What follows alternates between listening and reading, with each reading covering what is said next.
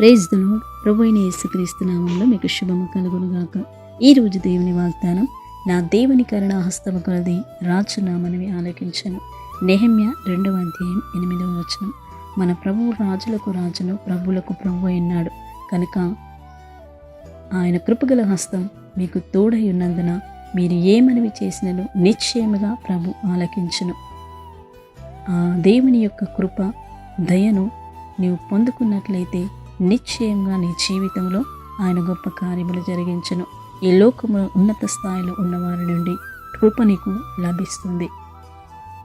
దేవుని కృపగల హస్తం మీ మీద ఉన్నట్లయితే ప్రీతికరమైన జీవితాన్ని కలిగి ఆయనకు విధేయులుగా ఉండి, నమ్మకముగా ఉండి, నీ పూర్ణ హృదయంతో ఆయనను సేవించినట్లయితే నిశ్చయముగా ఆయన కృప మీ మీద, మీ కుటుంబాల మీద ఉండి నడిపించునుగాక. ప్రార్థన.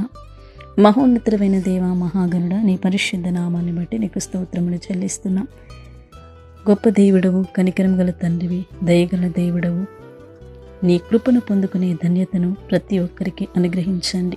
మీరు మాట మాత్రము సెలవిస్తే అద్భుత ఆశ్చర్య కార్యములు జరుగును గనుక మీరే ప్రతి ఒక్కరి జీవితంలో జరిగించమని, నీ నామం మహిమార్థమై ప్రభువా మీరే ముందుకు నడిపించమని మహోన్నతుడును మహాగణుడైన యేసుక్రీస్తు బలమైన శక్తిగల నామంలో ప్రార్థించి అడిగి వేడుకుంటున్నాము తండ్రి.